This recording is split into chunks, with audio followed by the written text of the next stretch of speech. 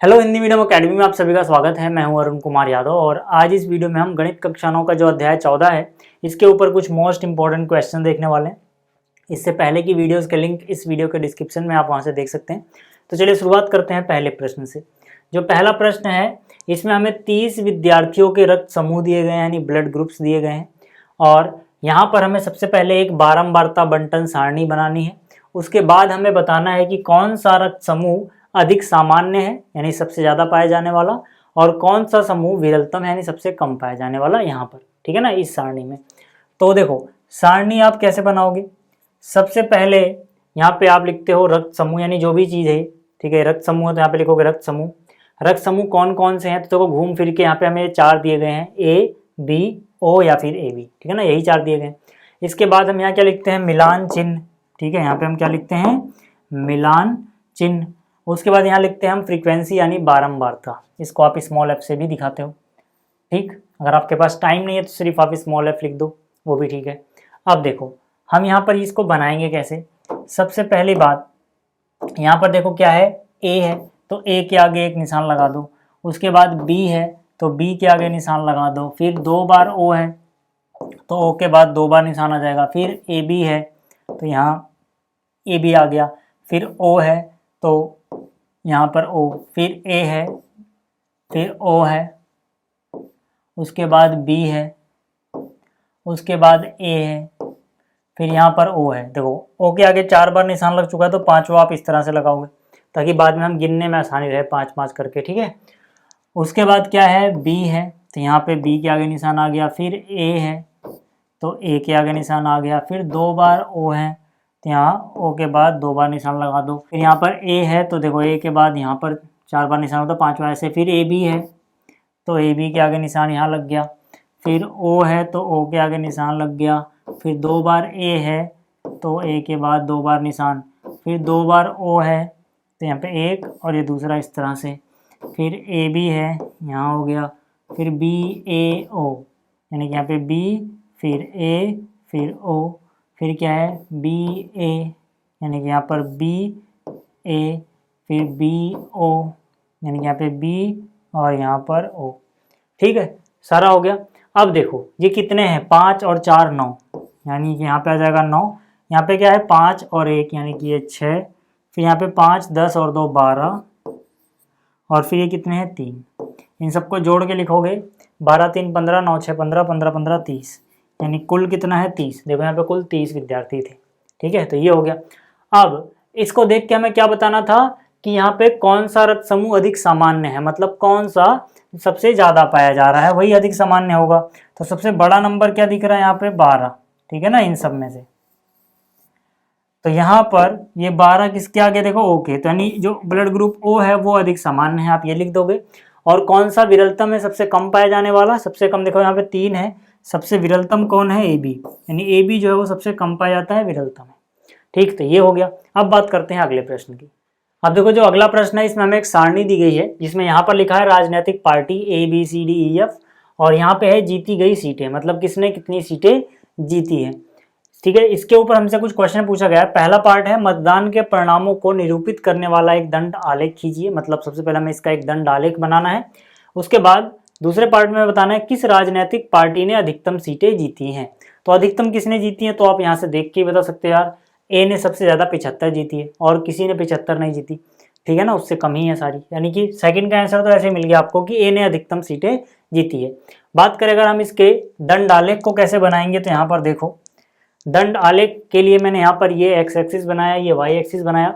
सबसे पहले हमें लिखना होता है हम एक्स पे क्या दर्शा रहे हैं और वाई पे क्या दर्शा रहे हैं। तो एक्स पे हम दिखाएंगे राजनीतिक पार्टी यानी कि ABCD जो भी है, और यहाँ पे है जीती गई सीटें। अब देखो जो सीटें हैं वो मैक्सिमम कितनी जा रही हैं, 75, ठीक है। तो आप कुछ ऐसे गैप लेना कि कम से कम आप 75 तक तो पहुँचो, उससे थोड़ा आगे चले जाओ तो भी कोई बात नहीं है। तो मैंने यहाँ 10-10 का गैप लिया है, ठीक।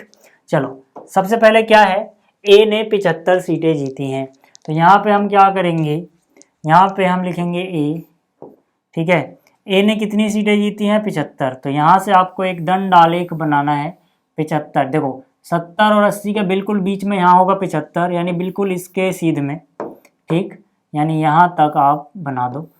तो ये जो पहला जो दंड आलेख मैंने बनाया, ठीक है, ये पार्टी ए के लिए, ठीक है ना, ये किसके लिए है, ए के लिए। आप चाहो तो इसको शेड भी कर सकते हो, आप चाहो तो इसके ऊपर लिख भी सकते हो कितने तक बनाया है, 75 तक, ठीक है ना, यहाँ तक है ये 75। आप ग्राफ पेपर बनाओगे तो और अच्छा बनेगा, ठीक है। चलिए अब बात करते हैं बी की। बी ने कितनी जीती है, 55। जो सीट जीती हैं बी ने वो है 55। तो यहाँ पे गैप बराबर बराबर रखना, इनकी चौड़ाइयाँ भी बराबर रखना। मैं तो यहाँ पे रफली कर रहा हूँ, आपके पास ग्राफ पेपर होगा ज़्यादा अच्छा बनेगा। देखो 55 यानी इसकी ऊंचाई 50 और 60 के बीच में 55, यानी इतने आसपास जानी चाहिए, ठीक है। तो ये हो गया बी वाला, ठीक। आप चाहो तो फिर से बोलना, इसके ऊपर लिख भी सकते हो, नहीं लिखोगे तब भी सही है, लिख दोगे तब भी सही है, ठीक है। 55 तक है। अच्छा, इसके बाद क्या है, इसके बाद सी ने 37 सीटें जीती हैं। कितनी जीती हैं, 37। तो यहाँ पे अगर मैं बात करूँ सी की, तो सी ने 37 मतलब 30, बीच में आप 35, 36, 37 मतलब इस हाइट के आसपास तक जाना चाहिए। मैं अंदाजे से बना रहा हूँ, फिर बोल रहा हूँ, जब आपके पास ग्राफ पेपर होगा तब आप इसको ज़्यादा अच्छे से बना पाओगे, ठीक है। तो सी ने कितनी जीती भाई, सी ने जीती हैं 37। और इसी तरह से डी ने कितनी जीती है, 29, यानी 30 से हल्का सा कम रखना, 30 यहाँ पे है, इससे हल्का सा कम, यानी इस हाइट के आसपास तक जाएगा ये, ठीक है। तो ये कौन है, डी, कितनी जीती इन्होंने, 29। इसके बाद देखो क्या है, ई ने 10 और एफ ने 37, ठीक।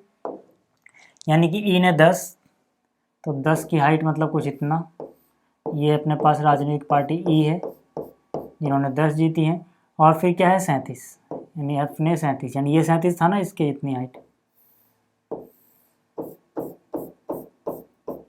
ठीक, ये हो गया।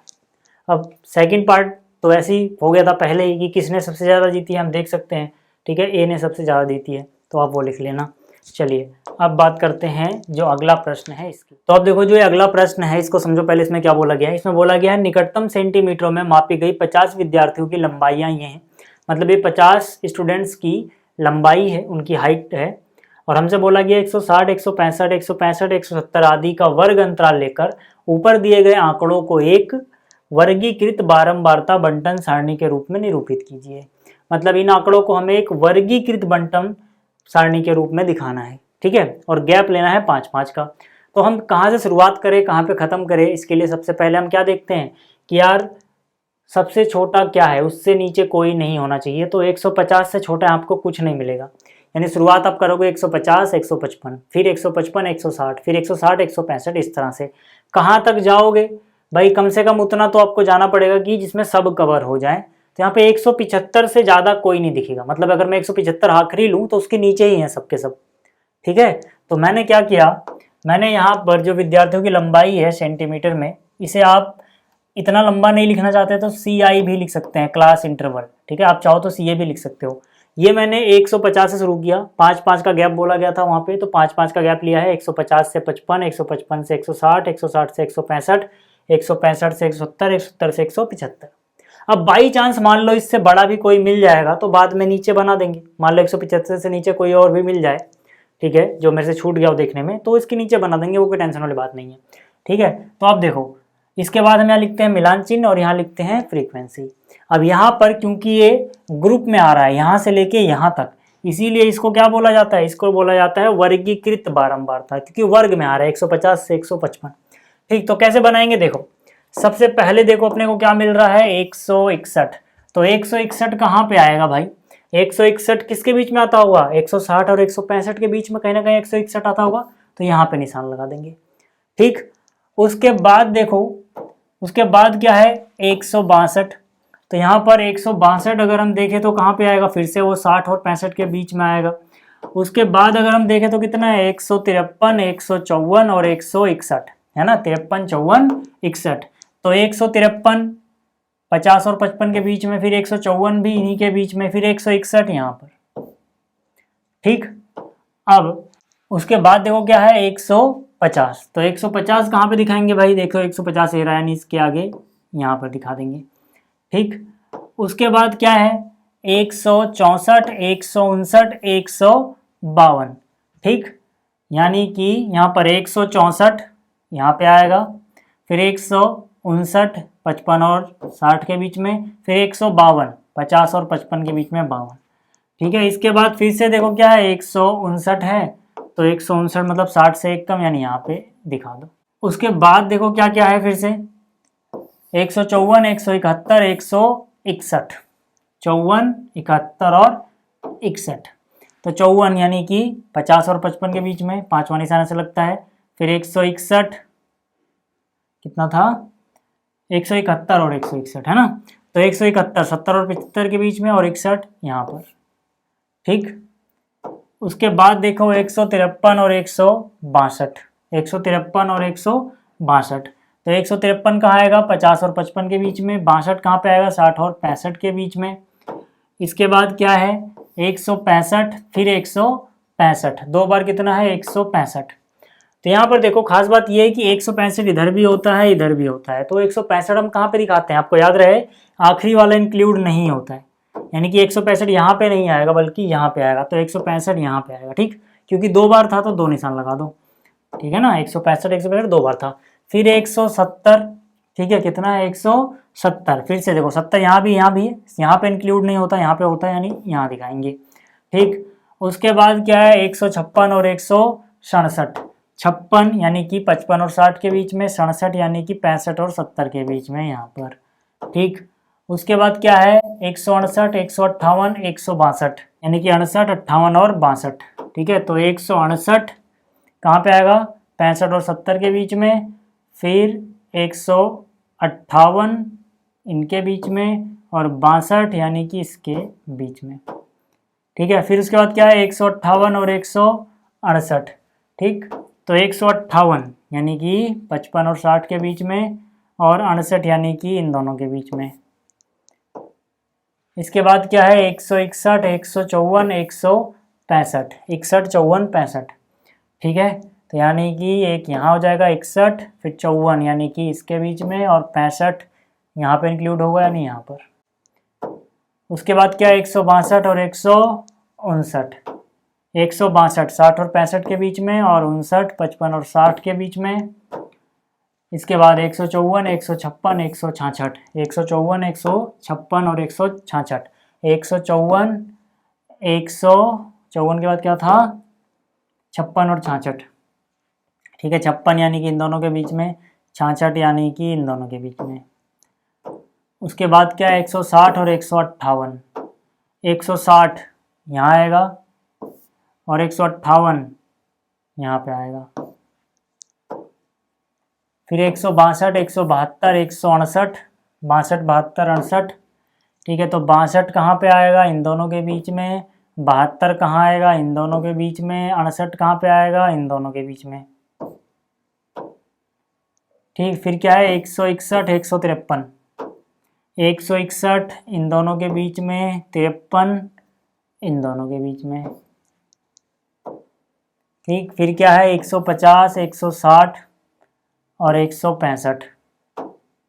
ठीक है, 150 यहाँ पर, 160 यहाँ पर, 165 यहाँ पर। उसके बाद क्या है, देखो 173 154, 173 154, 173 यहाँ पे, 154 यानी कि यहाँ पर। फिर क्या है, देखो 151 170 164, 151 151 के बाद क्या था, 170 फिर 164, 170 फिर 164। उसके बाद क्या है, 166 159, 166 यानी कि इसके बीच में, फिर 159 यानी कि इसके बीच में। ठीक है, तो ये कितने हो गए, 5 5 10 और 2 12। ये कितने हो गए, 5 और 4 9। ये कितने हो गए, 5 5 10 और 4 14, 5 और 5 10 और ये हो गए 5। ठीक है, सबको जोड़ोगे तो कितना आएगा, सबको जोड़ लेना, कितना आएगा, 50 आएगा। तो ये भी बन गई। अब देखो जो अगला प्रश्न है ये काफ़ी इंपॉर्टेंट है, इसको ज़रा ध्यान समझना। इसमें हमसे बोला गया है, एक स्थानीय टेलीफोन निर्देशिका से 100 कुल नाम यानी कि सरनेम यदृच्छया लिए गए और उनसे अंग्रेजी वर्णमाला के अक्षरों की संख्या का बारंबारता बंटन सारणी एक प्राप्त किया गया है। जैसे कि यहाँ पे आप देख सकते हो, ये है वर्णमाला के अक्षरों की संख्या और यहाँ पे कुल नामों की संख्या। मतलब ऐसे टोटल 6 कुल नाम थे जिनमें अक्षरों की संख्या 1 से लेकर 4 तक है। ऐसे टोटल 30 कुल नाम थे यानी सरनेम थे जिसमें अक्षरों की संख्या 4 से लेकर 6 तक है। ठीक है ना। तो इस तरह से हमें दिया गया है, हमसे बोला गया है दी हुई सूचनाओं को निरूपित करने वाला एक आयत चित्र बनाओ। पहली बात ये। दूसरा, वह वर्ग अंतराल बताइए जिसमें अधिकतम संख्या में कुल नाम है। ठीक, तो चलो देखते हैं कैसे बनाओगे इसको। देखो यार, यहाँ पे एक बात याद रखना, है क्वेश्चन इंपॉर्टेंट क्यों है, मैंने ये नहीं कह रहा कि यही आएगा, लेकिन इसके जैसा आ सकता है। इसके जैसा बोले तो जहां पर इनकी लंबाइयां अलग अलग हो, मतलब इनके बीच का गैप अलग अलग हो। जैसे 1 से लेकर 4 तक, 4 में से 1 गया नहीं, 3 का गैप है, लेकिन यहाँ पे 4 से 6 तक 2 ही का गैप है। 6 में से 4 गया 2, 8 में से 6 गया 2 का गैप है, 12 में से 8 गया फिर 4 का गैप आ गया, और यहाँ तो बहुत बड़ा गैप आ गया, 20 में से 12 गया 8। जब गैप अलग अलग हो तब आप डायरेक्ट आयत चित्र मत बनाना, वो गलत हो जाएगा, है ना भाई। अगर आप ये सोचो कि मैं डायरेक्ट यहाँ पे, ठीक है, 1 2 3 4 5 इस तरह से आगे तक लेके बना दूंगा सीधा, तो वो गलत हो जाएगा, है ना। क्योंकि 1 से 4 6 है, तो मान लो यहाँ पे आपने लिया 2 4 6 8 इस तरह से। और अगर आप ये सोचो 1 से 4 में क्या है 6, यानी 1 से लेके 4 तक आप 6 पे चले गए।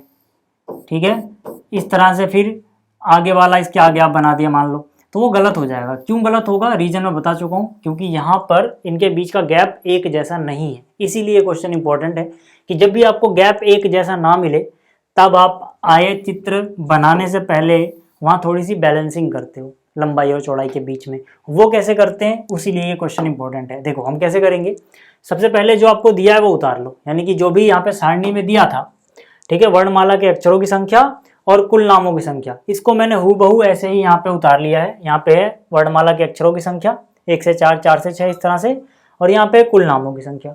अब आयत चित्र बनाने से पहले हम इनकी लंबाई और चौड़ाई जो बनेगी आयत की, ठीक है, उसको बैलेंस कैसे करते हैं। देखो पहले आप चौड़ाई लिख लो। चौड़ाई बोले तो इनका गैप 4 में से 1 गया, यहाँ आया 3, 4 में से 6 गया, यहाँ आया 2, 8 में से 6 गया, यहाँ पे आया 2, 12 में से 8 गया, यहाँ बचा 4, 20 में से 12 गया, यहाँ बचा 8। इतना समझ में आ गया। उसके बाद जो कुल नामों की संख्या है, यानी जो बारंबारता है, फ्रीक्वेंसी है, और जो चौड़ाई आई, ठीक है, इसको भाग दो 6/3। यहाँ क्या लिखोगे 6/3 गुणा में, ठीक है, तब लंबाई आएगी। अब ये गुणा में क्या आएगा अभी बाद में लिखूंगा मैं, पहले इसको इससे भाग दिया, 30 को 2 से भाग दिया, गुणा में जो आएगा छोड़ दो अभी, 44 को 2 से भाग दिया, ठीक है, 16 को 4 से भाग दिया,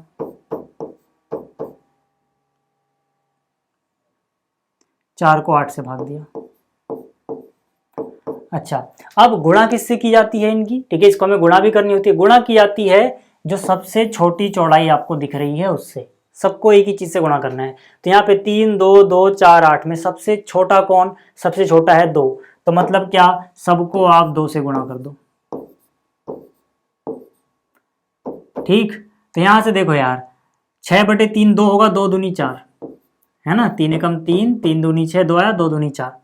इस तरह से नीचे 2 से 2 कट गया, कितना आया 30, ठीक है, 2 से 2 कट गया, कितना आया 44, ठीक है, यहाँ से 2 एकम 2, 2 दूनी 4, 2 अट्ठे 16, कितना आया 8, ठीक है, तो यहाँ से 4 दूनी 8, नीचे 8, कितना आ जाएगा 1।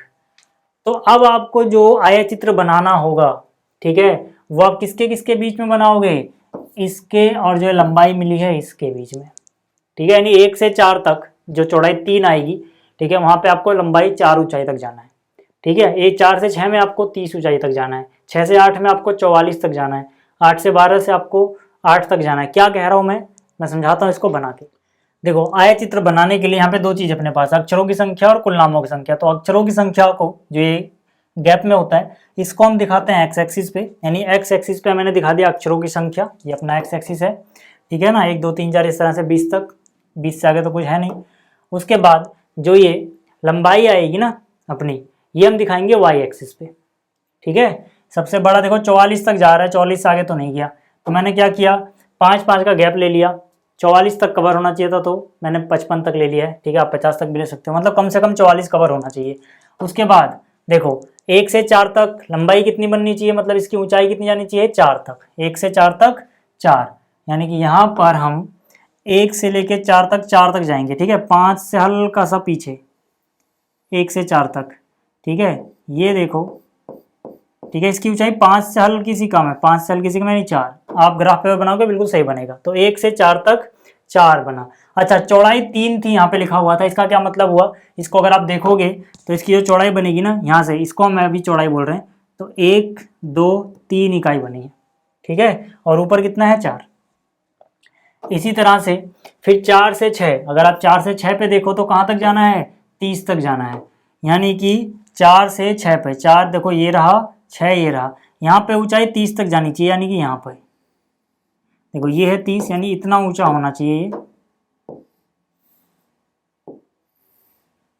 ठीक है। अभी मैं ये रफली बना रहा हूँ तो टेढ़ा मेढ़ा हो जा रहा है थोड़ा, बट आप बिल्कुल सही से बनाओगे ग्राफ पेपर पे, ठीक है। तो 4 से 6 तक कहाँ पे गया? ये 30 तक गया है, ठीक है। अब देखो यहाँ पर अगर इसकी चौड़ाई देखें तो 1 और 2 इकाई आई है चौड़ाई, इसीलिए इसके सामने यहाँ पे क्या लिखा हुआ है? देखो 2, ये ऑटोमेटिकली बनता जाएगा, इसकी टेंशन नहीं लेनी आपको। उसके बाद क्या है? 6 से 8 44 तक, ठीक है। 6 से 8 पे कहाँ तक जाओगे? 44, यानी 6 ये रहा, 8 ये रहा, 44 तक जाना है। 45 से हल्का सा कम, यानी इतनी ऊंचाई तक जाएगा ये लगभग, ठीक है। मैं फिर से बोल रहा हूँ, मैं तो ये रफली बना रहा हूँ, आप बिल्कुल स्केल वगैरह का यूज़ करके बनाओगे, ठीक है। ये हो गया। इसके बाद देखो क्या है, इसके बाद है 8 से 12, 8 तक, ठीक है। 8 से 12, 12 मतलब यहाँ तक, 8 तक, यानी कि 10 से थोड़ा सा कम ही रहना है, ठीक है। यहाँ 10, 10 से थोड़ा सा कम, ये हो गया 8 तक, ठीक है। उसके बाद 12 से 20 होगा, कितना तक? 1 तक, 12 से 20 1, यानी 12 से 20, ठीक है। इसका 5वां टुकड़ा लोगे अंदाजे से, 12 से टोटल 20 तक जाना है मुझे, 12 से 20 तक 1, ठीक है। आप बिल्कुल सीधा बनाना, मैं रफली बना रहा हूँ। तो ये हो गया। तो उम्मीद करता हूँ आपको ये क्वेश्चन समझ में आ गया होगा। अब देखो जो अगला प्रश्न है इसकी बात कर लेते हैं, ठीक है। तो ये हो गया। अब ये तो हमने बना लिया, इसके ऊपर, ठीक है, एक और बोला गया था कि वह वर्ग अंतराल बताइए जिसमें अधिकतम संख्या में कुल नाम है, ठीक है। तो कुल नाम सबसे ज्यादा किस में है यार? 6 से 8 में, ठीक है। सबसे ज्यादा क्या है? 44, वो किस में आ रहा है? 6 से 8, तो इसका उत्तर हो जाएगा 6 से 8, ठीक है। तो ये आपको समझ में आ गया। अब देखते हैं अगला प्रश्न। आप देखो जो अगला प्रश्न है, यानी कि आपके एनसीईआरटी का उदाहरण 10, ये भी इंपॉर्टेंट है। इसमें क्या बोला गया है? 5 व्यक्तियों से यह पूछा गया कि अपने समुदाय के सामाजिक कार्य करने में वे एक सप्ताह में कितना समय देते हैं। तो उनका कहना था 10 घंटे, 7 घंटे, 13 घंटे, 20 घंटे और 15 घंटे। इस तरह से अलग अलग लोगों ने बताया, 5 लोगों ने। एक सप्ताह में उनके द्वारा सामाजिक कार्य में लगाए गए समय का हमें माध्य निकालना है या औसत निकालनी है, ठीक है। तो देखो यार, माध्य या औसत हम कैसे निकालते हैं, ठीक है। ऐसे अगर आंकड़े दिए होंगे, ठीक है, एक एक करके, तो सीधा सीधा क्या करोगे आप? सबको जोड़ दोगे। माध्य निकालने के लिए सबको जोड़ दो, 1 नंबर में आ गया ऐसा सवाल। 10 जमा 7 जमा 13 जमा 20 जमा में 15, और भाग दे दोगे कितने लोग हैं ये, ठीक है। तो 5 लोग थे, 1 2 3 4 5, तो 5 से भाग दे दो, ठीक है। तो यहाँ से 10 और 7 17, 17 और 13 30 20 50 और 15 65 बटे में 5, 65 को 5 से भाग दोगे 13 घंटे, यानी इनका औसत कितना आएगा? 13 घंटे। तो आपको याद रखना है यार कि जो माध्य होता है उसको हम इस निशान से दिखाते हैं। इसका फॉर्मूला क्या होता है? Sigma F I x I divide by sigma F I, ठीक है ना। ये तो सिंपल था इसलिए मैंने सीधा ही जोड़ दिया। इसका मतलब है इन सबको जोड़ो और कितने लोग हैं उससे भाग दे दो। खैर जब ये चैप्टर पढ़ेंगे तब डिटेल में देखेंगे, अभी देखो ये, ठीक है, छोटे छोटे सवाल। तो माध्य निकालने का सिंपल सा तरीका है, सबको जोड़ दो, कितने लोग हैं उससे भाग दे दो, ठीक। अब देखो जो अगला प्रश्न है इसमें क्या बोला गया? इसमें बोला गया एक कक्षा के 9 विद्यार्थियों की सेंटीमीटर में लंबाई हमें दी गई है और हमें इनका माध्यक निकालना है। तो माध्यक निकालने के लिए आप पहले घटता या बढ़ता क्रम लिखते हो, ठीक है। मैं यहाँ पे बढ़ता क्रम लिख रहा हूँ, मतलब इनको आप अरेंज करोगे या तो घटते हुए क्रम में या फिर बढ़ते हुए क्रम में, ठीक है। तो बढ़ता हुआ क्रम लिख रहा हूँ। सबसे पहले क्या लिखेंगे? सबसे छोटा क्या है? सबसे छोटा है 144, तो यहाँ मैं लिख दिया 144। उसके बाद उससे बड़ा क्या है? 145।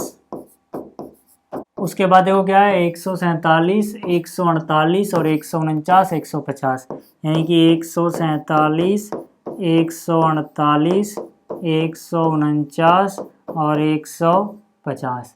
उसके बाद क्या है? 52, 55, 60, ठीक है। 52, 155, 160, यहाँ मैं लिख दिया 152, 155, 160, ठीक है। अब देखो माध्यक कैसे निकालते हैं हम। अच्छा, माध्यक का मतलब ये होता है कि सबसे बीच का आंकड़ा, सबसे बीच का आंकड़ा। तो माध्यक आप ऐसे भी निकाल सकते हो छोटे सवाल में बिना फॉर्मूले के भी, मतलब बिल्कुल बीचों बीच में क्या आएगा। तो ये देखो यार, 1 2 3 4 लोग इधर से हटा दो, आखिरी से 1 2 3 4 लोग इधर से हटा दो, सबसे बीच में कौन बच गया, 149। तो यहाँ सीधा सीधा माध्यक हो जाएगा 149। ये तो हुआ बिना फॉर्मूले के जब क्वेश्चन छोटा हो, ठीक है। लेकिन अगर मान लो क्वेश्चन लंबा होता, हमें डायरेक्ट नज़र नहीं आता इधर और उधर का, बीच वाली चीज़ डायरेक्ट नज़र नहीं आती, तो माध्यक निकालने के लिए सबसे पहले हम देखते हैं एन कितना है, ठीक है। एन कितना है, एन मतलब कितने लोग हैं, तो 4 4 8 1 9, 9 लोग हैं। यहाँ भी आप देखते हो 9। 9 कैसी संख्या होती है, विषम संख्या। कैसी संख्या, विषम। अगर मैं फॉर्मूले से कराऊँ बिल्कुल, ठीक है, आंसर वही आएगा। तो जब भी जो आंकड़ों की संख्या है वो विषम है, यानी कि जैसे 9 लोग हैं, 9 लोगों की हाइट है तो 9 विषम है, तो माध्यक होता है जो भी विषम है उसमें एक जोड़ के पहले उसको सम बना दो, फिर डिवाइड बाय 2 कर दो, ठीक है। ये वाला पद इतना नहीं होगा, इस ये वाला पद होगा, मतलब यहाँ पे n की जगह 9 रखा, 9 जमा 1 10, 10 का आधा 2 यानी 5, यानी पांचवा पद होगा, ठीक है। 9 1 10 का आधा 2 5, तो पांचवा पद। पांचवा पद कहाँ से देखते हैं हम, जो हमने घटता या बढ़ता क्रम लिखा उसमें से पांचवा, तो 1 2 3 4 5, यानी पहला दूसरा तीसरा चौथा पांचवा, क्या आया 149। मतलब आंसर वही आना है, माध्यक 149 ही रहेगा, चाहे आप ऐसे करो चाहे वैसे, ठीक है। आपके दिमाग में ये भी आ सकता है कि अगर n विषम ना होता, सम होता, तब क्या होता, है ना। जैसे मान लो यहाँ पे टोटल पहला दूसरा तीसरा चौथा पांचवा छठा 6 लोग होते अगर मान लो, तो अगर मैं अब इधर से 3 हटाऊंगा, इधर से 3 हटाऊंगा, बीच में कोई बचेगा ही नहीं, है ना। तो उस केस में हम क्या करते हैं, उस केस में हम 2 इधर से हटा देंगे, 2 इधर से, 2 लोग बच जाएंगे, इन दोनों को जोड़ के इनका औसत निकाल लेंगे, यानी 2 से भाग दे देंगे। समझ में आ गया, जब ये सम हो, n कितना हो, सम संख्या हो, ठीक है। कैसे, मैं समझाता हूँ अगले प्रश्न से, यहाँ से आपको समझ में आ जाएगा। देखो यहाँ पे बोला गया निम्नलिखित प्रेक्षणों को आरोही क्रम में व्यवस्थित किया गया है, यदि आंकड़ों का माध्यक 63 हो तो x का मान ज्ञात कीजिए, ठीक। तो यहाँ पर देखो, अगर मैं फॉर्मूले से बताता, ठीक है, तो यहाँ पे क्या लिखता कि जो माध्यक होगा वो n/2 टर्म होगा, प्लस में n/2 से एक ज्यादा ले लो, ये वाला टर्म डिवाइड बाय 2 कर दो, है ना। देखो मैं दोनों से करके बताऊँ, फॉर्मूले से भी बिना फॉर्मूले के। पहले बिना फॉर्मूले के देखो, यहाँ पे बोला गया है कि जो माध्यक है वो हमें पता है, माध्यक हमें कितना पता है, 63। चलो ठीक है, माध्यक कैसे आया होगा, सीधी सी बात है, अगर मैं बिना फॉर्मूले के करूँ तो मैं चलो 1 2 3 4 5, अगर मैं 5 इधर से हटा दूँ, 1 2 3 4 5 इधर से हटा दूँ, बीच में कुछ बच ही नहीं रहा, ठीक है ना। तो मैं क्या करूँगा, मैं 4 इधर से हटाऊँगा, 4 इधर से हटाऊँगा, ठीक है।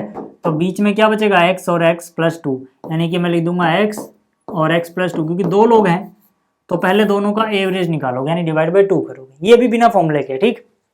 अब देखो माध्यक अपने को पता है कितना है, 63, तो माध्यक की जगह लिख देंगे 63 बराबर x जमा x, कितने x हो गए, 2x प्लस में 2, नीचे वाला 2 इधर आ गया मल्टीप्लाई में, तो 63 दूनी कितना हो गया 126, ये 2 आ गया माइनस में, बराबर यहाँ बचा 2x, यहाँ बचा 124, ये वाला 2 आ जाएगा बटे में, 124 को 2 से भाग दोगे 62, है ना, यानी कि सीधा सीधा x बराबर कितना आ गया 62। तो यहाँ से ऐसे निकाल सकते हो। अच्छा, अगर मैं फॉर्मूले से करके देखता तो पहले क्या लिखता, पहले मैं लिखता कितने लोग हैं, तो मैं देखता भाई यहाँ पे 10 लोग हैं, 1 2 3 4 5 6 7 8 9 10, यानी कि n की वैल्यू कितनी आती, 10 आती, जो कि कैसी संख्या है, सम संख्या है। फिर मैं क्या बोलता, मैं बोलता जो माध्यक होगा अपना वो कैसे आएगा, वो n से आधा कर दो, n/2th पद और n/2 से एक ज़्यादा वाला, इन दोनों को निकालो डिवाइड बाय 2 करो, तो n की जगह 10 रखता, तो 10 रखो n की जगह, 10/2 यानी 5th, पाँचवा, और n/2 यानी 5 से एक ज़्यादा यानी 6th, डिवाइड बाय 2 लिखता। अच्छा, एक और बात याद रखना, यहाँ पर ये पहले से आरोही क्रम में दिए थे, घटते बढ़ते क्रम में दिए थे, जब भी यहाँ पे x दिया होगा तो आपको पहले ही वो घटते या बढ़ते किसी एक क्रम में देगा, तब आपको अरेंज करने की जरूरत नहीं है, ठीक है। तो यहाँ देखो पांचवा क्या है, पहला दूसरा तीसरा चौथा पांचवा, पांचवा क्या है x, तो पांचवे की जगह मैंने क्या लिखा x, छठा क्या है x + 2, वही वाली बात आती है ना। तो जब भी ऐसा छोटा हो आपको दिख रहा हो बीच में कौन है, तो आप डायरेक्ट कर लो यार, क्यों इतने तामझाम में पढ़ना, ठीक। तो ये भी हो गया। अच्छा, अगला सवाल देखो, इसमें क्या बोला गया, बहुलक क्या है, ठीक है। यहाँ पे हमें विद्यार्थी द्वारा प्राप्त किए गए अंक बताए गए, हमसे बहुलक पूछा गया। तो बहुलक का सिंपल सा मीनिंग होता है जो बहुत बार, मतलब सबसे ज्यादा बार आया है, ठीक है, सबसे ज्यादा बार। तो यहाँ पे देखो 1 बार 2 बार 9 आ गया, 3 बार 9 आ गया, 4 बार 9 आ गया, और कोई अंक नहीं है यहाँ पे ऐसा, और कोई संख्या नहीं है यहाँ पे ऐसी जो, और कोई ऐसा नहीं है जो 4 बार या उससे ज़्यादा आया हो। तो मतलब 9 सबसे अधिक बार आया है, तो बहुलक हो जाएगा 9। ठीक है, कई बार ऐसे क्वेश्चन पूछ लेते हैं कि कहीं पे x लिख देंगे, कहेंगे इसका बहुलक मान लो 9 ही रहे या 9 हो जाए तो x का मान क्या होगा, तो जो बहुलक है वही x का मान लिखना होता है। ठीक है, याद रखना अगर x में पूछेंगे बहुलक वाला सवाल तो इस वीडियो में इतना ही। जल्दी मिलेंगे अगली वीडियो में। इस वीडियो को देखने के लिए धन्यवाद।